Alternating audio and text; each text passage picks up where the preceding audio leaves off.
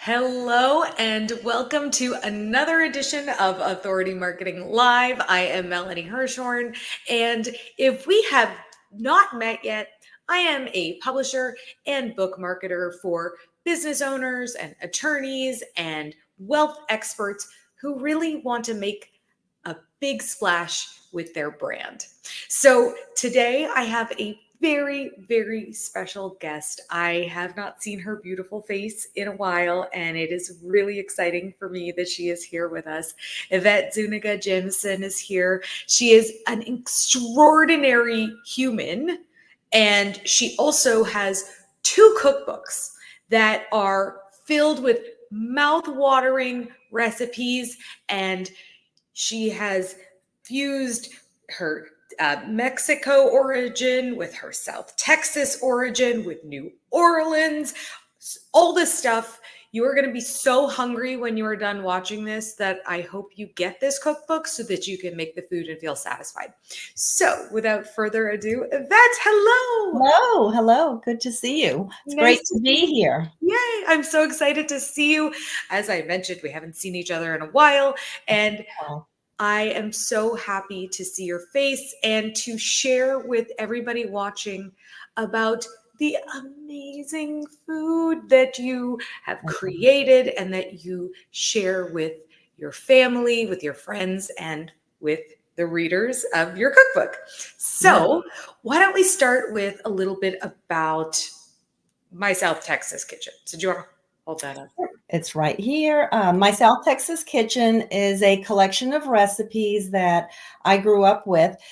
My Mexican American family in South Texas prepared these recipes. And as the generations continue to grow, and I see that, I want to preserve these. And we've always shared them in my family by cooking together. No one had written anything down. We didn't have any written recipes, and I didn't want those to get lost. And I wanted to not just create the recipes, but to pull them together with a little introduction, the head notes that tell you a little bit about the time of year that we cook them. Some of them are very specific to certain growing seasons, the fruits and vegetables in South Texas, or the liturgical seasons. There are certain things that we only do during Lent or only prepare during Christmas. So those little notes and little tidbits are in the cookbook. And I thought that I was creating this collection for my family, and you made me realize how there's a lot of information in here that you can do things with to teach other people and to share the stories and to keep those stories moving forward. And And that's Mhm. thank you for saying that. And I agree with that. And in the cookbook, you teach people how to do the hard things. They're hard for someone like me who, I'm really good at calling DoorDash, but I'm not, but I'm not so great at making a tamale, for example. You have step-by-step instructions with photographs on how to do everything. And I want to talk about how, the mission behind this, because yes, you said, of course, it's your family and the seasonal stuff and all that, but it's also your desire to keep home cooking alive. So can we Yeah. talk a bit about that for a Yes, I do hear people saying it's so convenient just to call DoorDash and order through DoorDash and those type of services, and that's wonderful. We all need that every now and then. But I want people to get back in the kitchen. I want them to have success in the kitchen. And so I struggled at first putting the really simple recipes in there that are just basic pantry ingredients. uh, that, to me, they don't seem like anything unique or, just earth shattering, but people are really excited about them because these aren't recipes that you get when you go to a Mexican restaurant. This is the home cooking that's occurring in South Texas. And that's what excites people. They're saying these were so simple to prepare. And I've been taught how to write and develop recipes so that I can break the directions down, the instructions into simple steps. And I think that really resonates with people. It makes them feel like they're having a sense of accomplishment in the kitchen. Yeah, absolutely. You make cooking accessible for us. Well, that's great to hear. That is a huge goal of mine. I don't want things to seem complicated, and I really, really do work hard to make my recipes simple. And you do. And what I also found interesting, now, of course, I had the pleasure of reading every page of the cookbook in order, and I don't think most people read a cookbook like that, but maybe some do. And what I found so interesting is that you're blending, traditional Mexican foods that I, as a huge lover of Mexican food, enjoy. But then there's also that South Texas part where, I think of like Friday Night Lights and Mhm. so why don't you share some of those recipes that I was like, what is this thing? Just As simple, yeah, someone just growing up in Canada who never heard the word tailgating before I was an oh my adult. goodness, and then Uh, I marry a Louisiana guy, and it's all about tailgating here. But, no, Friday Night Lights, just after my uncles, when they were younger, this was before I was even born, they, would play football and bring all of their friends home, and my grandmother, I have, her hamburger recipe, which is so simple, and when I make them, people are always amazed. It's just, again, simple ingredients, ground beef, eggs, but she would crunch up, saltine crackers and add that. She would try to stretch it because they would bring so many of their friends home with them, and she was trying to stretch it. And that's one of the great recipes. Even then, when my brothers and I were playing sports, my parents always had to work the concession stands, and they do the Frito pie. So I have a Frito pie recipe in there. Just fun recipes that are great, especially as we head into football season and tailgating and game watching. Those are just great recipes. and speaking of season, so we have Day of the Dead, and I want to make sure I can say this right. Is it Dias de los Muertos? Yes.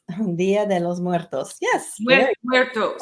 Right. Okay. Sorry. good. So Yeah. that, and now as you always see the beautiful face painting and just decorations, but there's a lot of food involved too, right? So what do you Yes, share with us?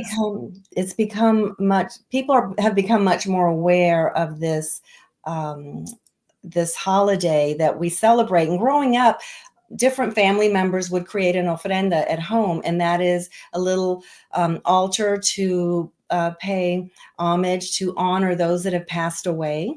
And it would be, a candle and some photos and some, maybe you put things on the altar that are their favorite things, whether if it was a child that passed away, maybe their favorite toy and their favorite foods, or maybe their glasses and their favorite book if they enjoyed reading. If it was, your grandfather, and you'll have his glasses on there.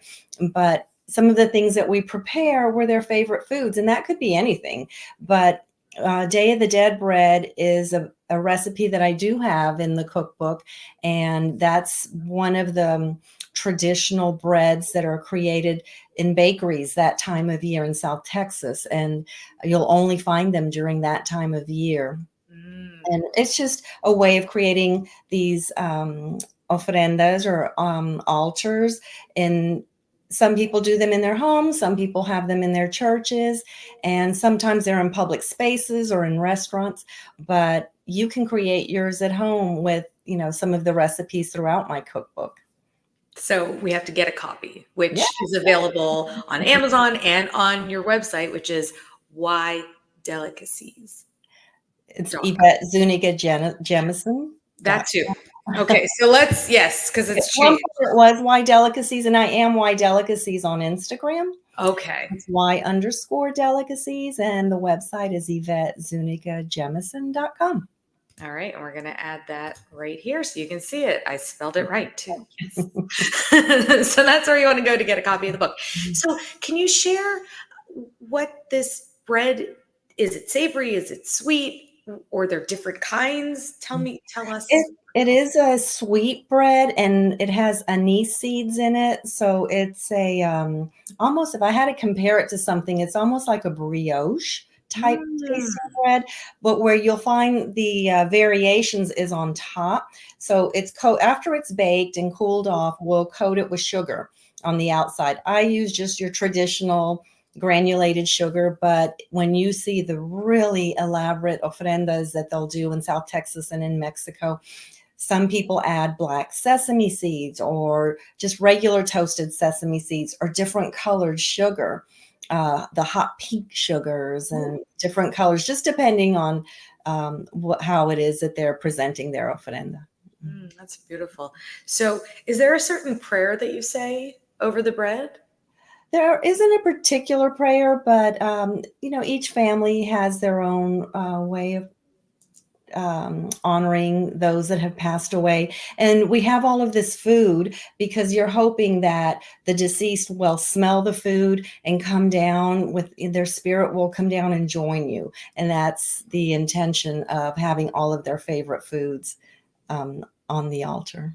That is a beautiful tradition. Thank you for sharing all about that. I love family traditions and the fact that you are bringing your family traditions into other people's homes with your book. So now we know about all the delicious recipes. Let's talk about the delicious photos and videos because you take all the photos. Well, first of all, you cook all the food, then you take all the photos and you star in the videos. And I remember being in school and people telling me, "Oh, did you know whenever you see a food commercial, it's, the the ice cream's made of potato and it's mashed potatoes and things like that." But you make real food look so good. So, what are Oh, your secrets? what are my secrets? I tell people their food dies. There's some things that you can cook, like the Day of the Dead bread. I can bake it, and a month later, it looks exactly the same. It doesn't really die. But when I'm doing something where I'm having to, at the last minute, sprinkle fresh cilantro on it, that dies so quickly. I'll have it right before I take the photo. I'll have the cilantro sprigs in ice cold water, and I'll wait until the dish is absolutely prepared, and I'll place it on the setting and I'll look at it through the camera, and I'll be tethered to my computer, and I'll just check it, take some shots, and I'm like, okay, now let me get those fun little pieces that get sprinkled. And when I was studying recipe development, Dawn Perry, who taught the class, was bringing in different people from national magazines, and one of them taught us how to style the food. And I remember she said she had a beautiful style aesthetic. And she said, I always try to get my garnishes and those sprigs to look like they just kind of fell on there. You don't want to stick them in where they're all poked. And she taught us how to just make them look like they fell and were sprinkled on there naturally in the way they would curve. And so that's kind of how I remember that. And that's how I try to place things on, even though you're actually placing them on there, you try to, make them, you'll tear them a little bit or make it look like you really did just kind of randomly chop it and toss them on there. So that's something that I do. I don't use mashed potatoes for ice cream, that sort of thing. But one of the things that I absolutely do, I'll fill a gallon size Ziploc bag with maybe flour or dried macaroni, and I'll set it in a casserole dish, and then I'll pour the casserole so it looks taller, because if I make it as is, usually it's sitting down too low. So when I'm shooting it, I'm kind of like, I have this rim of the casserole dish, but the food's down in there. So I'll put that in there. And sometimes, my family will walk into the room like, oh, you can go ahead and eat it. And they're just like, oh, something's not right. I'm like, oh, wait, I have this big Ziploc bag. There's plastic macaronis. The bag is clean and it's filled with, legit food. But anyway, so that's something that I do to kind of raise food within a container so that it just photographs better. There's little tips and tricks. I do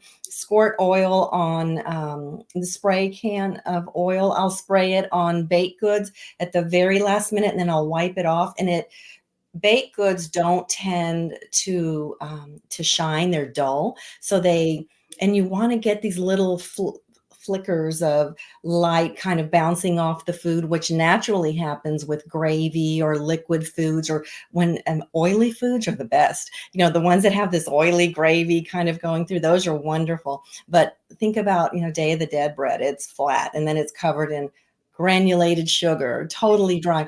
So, well, that's not one I would put oil on, but there are others that I'll brush with oil and then wipe it off. And it just gives it this little sheen for about a minute or two. So again, I have everything set up and ready to go. And then boom, I'll start shooting.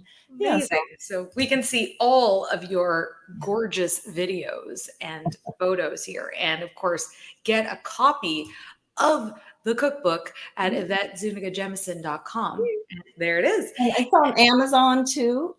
You can get it on Amazon. You can have it Yeah. just in time for Day of the Dead and beyond. Yeah. And I have one more question for you. So we worked together, we created a marketing plan, a PR plan.